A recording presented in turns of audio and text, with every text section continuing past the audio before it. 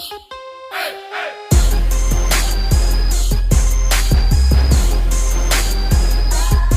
everybody, it's Kyle coming at you from the basement. A little late recording this week, but here I am anyway. What is bugging me? Well, yeah, I'm going to get a little political, but I'm not going to go to one side or the other, really. I'm just going to go right down the line, right in the middle, and say, I hate political ads. I don't know about you guys, but it's the most wonderful time of every 2 to 4 years again right now, and these things are consistently garbage. No matter who you choose to vote for or whatever, but yeah, I probably will go a little bit on my liberal side of things, but you know, generally I just hate them regardless of who's delivering the message. A couple of local examples that I've seen. There is a guy here in Kansas City, Bob Hamilton Plumbing.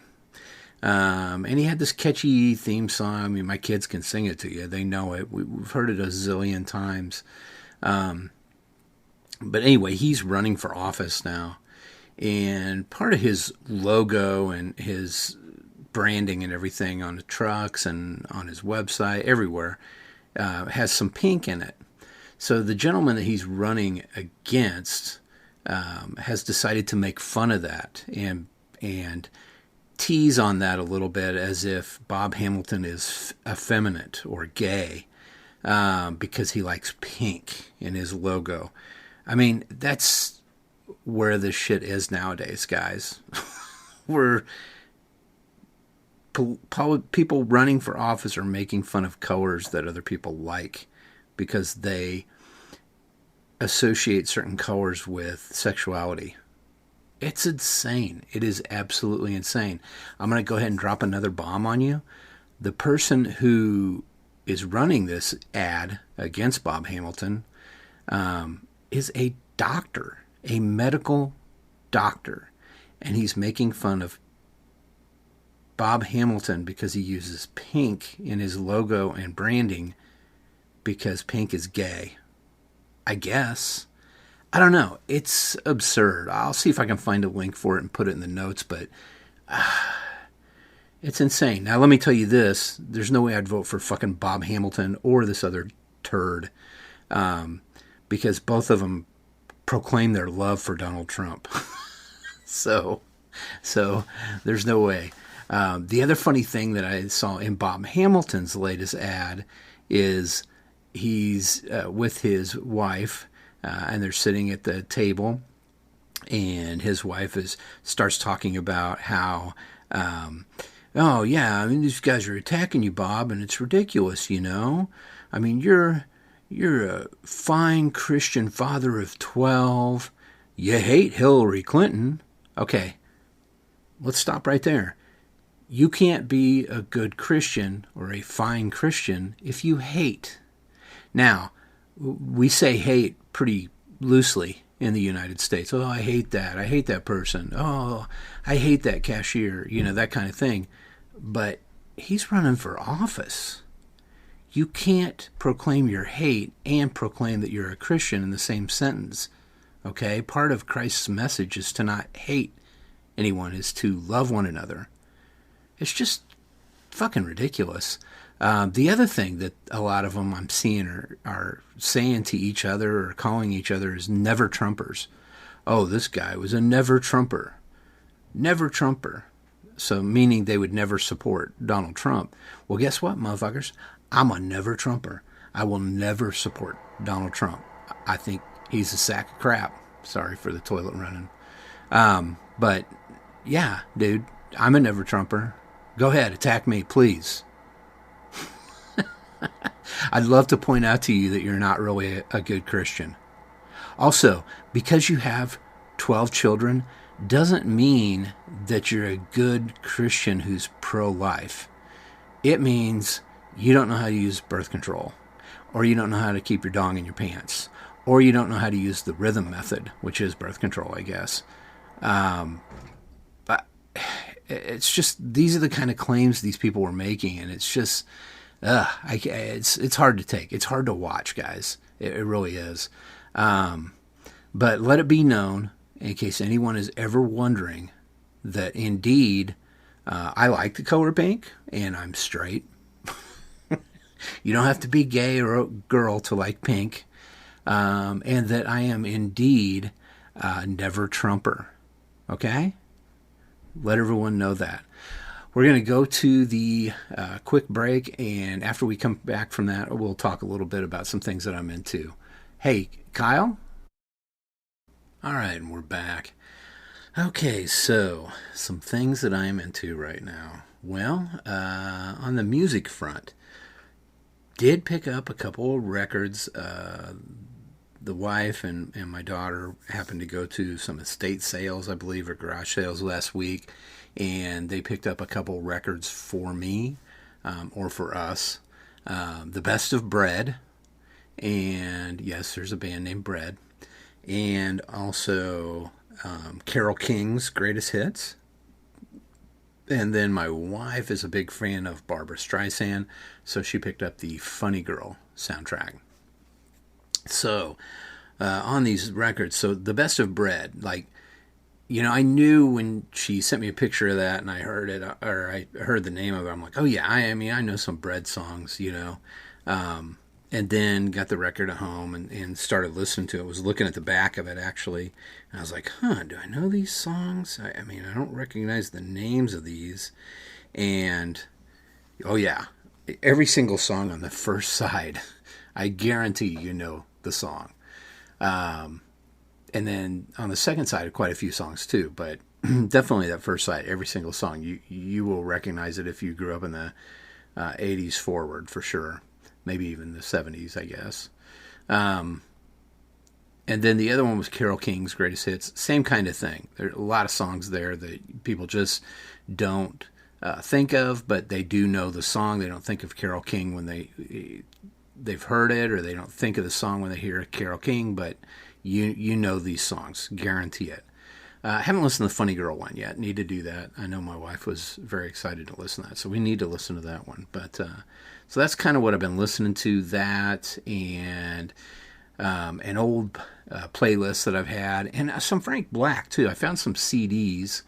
Got my old CD player out, my 6-disc changer, and hooked it up to the stereo down here with the turntable. And I've been listening to some Frank Black. I think I have a Frank Black Greatest Hits.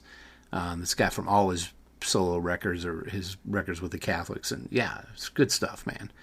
And that's pretty much it. Other than that, just a lot of podcasts. Radio Rental finished that new season and really enjoyed that. If you haven't listened to that podcast, I highly recommend it. And then I also found out that there is a podcast for I Survived. That was a TV series, I think on Biography Channel or History Channel. I don't remember. But I love that TV show. It's a pretty horrifying TV show. In each episode, it's multiple people, usually 3 people, that are telling stories of how they survived something they, realistically, they should have died during, whether it be a lot. Unfortunately, there's a lot of women who were abducted and tortured and raped and all that stuff. And then there's also people who, like a guy who's driving a snowmobile, fell through the ice on a lake, that kind of thing. But there's stories like that, and they're really intense, pretty horrifying stories. But it's kind of one of those things like a train wreck. You can't quit looking at it. Well, there's also a podcast of it, and it's typically those are all women who were abducted or came into some sort of situation that they had to overcome and survive. Pretty amazing. If you haven't listened to it or you haven't seen it on TV, I suggest both. Very, very interesting stuff, and it definitely gives you hope that you can survive things and you can make it through the toughest of things. If these people went through this and survived, you're probably golden, right? Let's see. What have I been watching? We're taking our time finishing up Schitt's Creek. We finished up the last season of Grace and Frankie. Love that show. Cannot wait for the next season, which I believe is the last. But absolutely love that show. And I'm glad they're going to go ahead and stop it. It does feel like it could jump the shark at any moment. And I know Schitt's Creek finished. The last season is not available yet on Netflix, so we're kind of waiting on that, and that's kind of why we're taking our time. But same type of thing, you know. Those any show can jump the shark. There's no doubt about it. If you don't know what jump the shark means, long story short, Happy Days was the most popular show in the world for a while in the 70s and 80s, and it was getting pretty bad. And there's an episode where I don't remember where they are, if they're in California or what, but there's an episode where Fonzie is going to jump over a shark tank, a giant tank with a shark in it, with his motorcycle. I shit you not. And when that episode happened, that's when they realized the show was over, because they were really reaching and trying to find something to make the show continue, but it just wasn't working. So now, ever since then, whenever a show is getting to be a little too much, usually what you'll see is they'll throw a baby at it. So, what is the show? Let's see. Family Ties, okay. Michael Keaton was on it. Anyway, Alex Keaton was his name on it. Michael J. Fox was the actor. But the show was pretty popular the first couple of years, and then it started to kind of wane off. So magically, the mom got pregnant and had another kid. You know, so they'll throw a baby at it to try and keep the show lasting. They also did that on Modern Family, you know, and I think they did that stuff on Big Bang Theory too. When that kind of stuff starts happening, you know, the show's over. It's just a matter of time. So that's jumping the shark. Let's see, what else have we watched? I did finish the second season of Twilight Zone. I like the season a lot more than I liked the first season. I liked the first season, but this season, it seemed to kind of do its own thing, and it wasn't tethered to the old show as much. Now, there are some things in it that definitely tie back to some old episodes and stuff, but it kind of did its own thing, and I liked it. A couple standouts for me. I really liked the episode with the octopus. There's an episode where it's kind of I think it's in Antarctica, and they're trying to find things in the, you know, under the ice in Antarctica or down in the bottom of the ocean down there. And yeah, they come across this thing, but you just have to see it. But it's a rare species of an octopus that they find. It's really good. Joel McHale is in that one. He does a really good job. I like that episode. And there's a couple, I'm trying to think of some other episodes I really liked. I don't know. I just really liked the whole season. The episode with Topher Grace, where the girl meets him in the outside of the museum and all that. I don't know. I like talky things. I like where they're discussing things and all that, and it's pretty cerebral, but I didn't care for that episode very much. But it's a good season. It's definitely more stand on its own and do its own thing than the first season. Oh, and then the episode with Damon Wayans Jr., I believe, where he controls the town based upon a model he finds of the town. I like that episode. It was weird and kind of goofy and quirky, like some of the old, real funky episodes of the old Twilight Zone. So that was fun, too. Let's see. We started watching some more Kim's Convenience again. Love that show as well. That's a great sitcom, and need to continue with that one.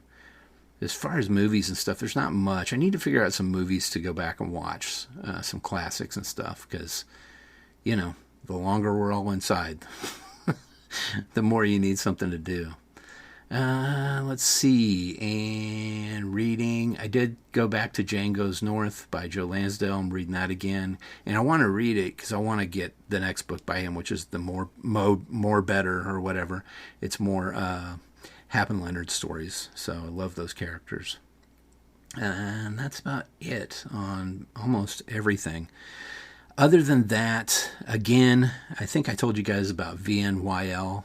That subscription-based service that kind of screwed me over for 2 of the shipments, and I've never gotten them, but I've paid for them. Anyway, I had to contact my bank, talk to them about it, and they have tried to seek them out and figure out what's going on, and they've refunded my money. So that's where it stands now. Still not heard a peep from that company at all. Pretty sad. Oh well. Let's see. I think that's about it, guys. There's really not much else going on. I mean, there's some trailers coming out and some stuff here and there, but I don't think we're going to see any movies in theaters this year. Been watching the Royals play baseball, sort of. Not playing very well, but doing all right. And I don't think that season's going to go on either for the full couple months. It's unfortunate, but with the Miami Marlins, 15 of the players and 2 staff already coming down with COVID-19, I just see more of the same probably is going to be happening, and I can't imagine that they're going to be able to go full 60 games. So Miami Marlins are already on hold right now while they get this all figured out, and then I think the Phillies and some other teams have kind of gone on hold because they played them recently. So, yeah, I don't know. I think I've already said enough, guys. Wear a mask, okay? So we can get through this. They delayed schools here where I live until after September, or on September 8th now. So after Labor Day and all that stuff, it's getting crazy. Wear a fucking mask. That's all I can say. If we all do and we're all careful, we can start moving on with our lives again. If we don't, we're just dealing with shit like this even longer. So quit being a dummy, suck it up, wear a mask, okay? Even if you feel like it infringes on your rights, let it infringe on your fucking rights and wear a goddamn mask. That's about it, guys. Not much else to say. I will come back at you guys next week with another episode, hopefully with a little more stuff. And, you know, we are getting ready to do a second hot sauce challenge. I know we've got all the sauces in, and Mikey and I are looking to make ourselves sick eating that stuff again, and I believe PP will be officiating, so that should be really interesting. He says I cannot bring a vanilla milkshake, but I'm bringing a fucking vanilla milkshake, all right? If David can bring one from Schitt's Creek when he does Hot Ones Challenge, then I'm going to bring one. That's Dan Levy, by the way. He did Hot Ones Challenge, and he had a milkshake, and he said it really helped him, so I'm definitely bringing one. That's what I'm going to have there for me when it gets really crazy. And it will happen. So that's it. But if I record that and everything, I'll get it edited and throw it up here for you guys. You can check it out. It should be pretty fun. I'm hoping to maybe even do that on video. We'll have to see what happens. Until then, though, until next week or whatever, just one thing. If I could just ask you to do one thing for me, that is, please get off my lawn.